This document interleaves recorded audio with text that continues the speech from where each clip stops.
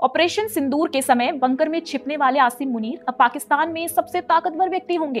कैसे, आइए जानते हैं। पाकिस्तान का 27वां संविधान संशोधन कोई सामान्य कानूनी प्रक्रिया नहीं थी। ये एक ऐसा संसदीय प्रयोग था जिसमें संसद मौजूद थी, लेकिन उसकी भूमिका सिर्फ उपस्थिति दर्ज कराने तक सीमित कर दी गई थी। इस बिल को जिस तेजी, जिस खामोशी और जिस दबाव के तहत पास करवाया गया, वह पाकिस्तान की लोकतांत्रिक संरचना का सबसे ईमानदार एक्सरे है।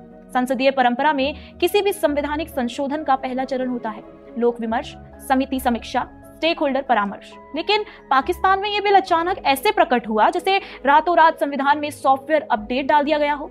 सांसदों को ड्राफ्ट मिला उसी दिन जिस दिन बिल पेश होना था। कई सांसदों ने स्वीकार किया कि उन्होंने पूरा टेक्स्ट पढ़े बिना ही मतदान कर दिया, यानी संसद जो संविधान की संरक्षक होती है, इस मामले में केवल हाँ मशीन बनकर रह गई। 27वें संशोधन में शामिल 3 बड़े बदलाव पूरी प्रक्रिया को सैन्य प्रधान बनाते हैं। Army chief, chief of defence forces CDF। ये बदलाव तकनीकी नहीं, राजनीतिक है। ये तीनों सेनाओं की कमान को एक पद में समेटता है और वह पद सीधे सेना प्रमुख के पास है। Federal constitutional court. इस न्यायालय का गठन संसद की मांग नहीं, पॉलिटिकल पावर स्ट्रक्चर की आवश्यकता थी। यह सुप्रीम कोर्ट की ताकत को विभाजित करने का औपचारिक तरीका है, जैसे किसी इमारत का मुख्य खंभा हटाकर वजन नई दीवार पर डाल देना।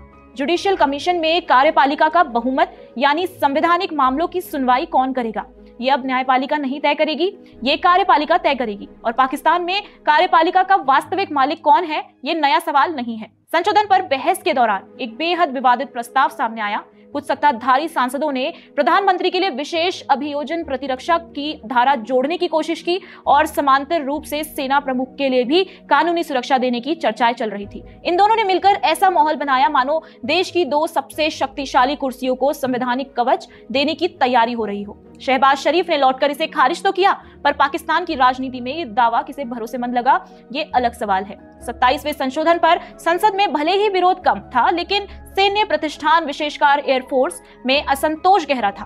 उनका तर्क सरल था, जब आधुनिक युद्ध ड्रोन, मिसाइल और एयर डोमिनेंस पर आधारित है, तब एक जमीनी केंद्रित जनरल को तीनों बलों का सर्वोच्च कमांडर बना देना नीति नहीं, वर्चस्व है।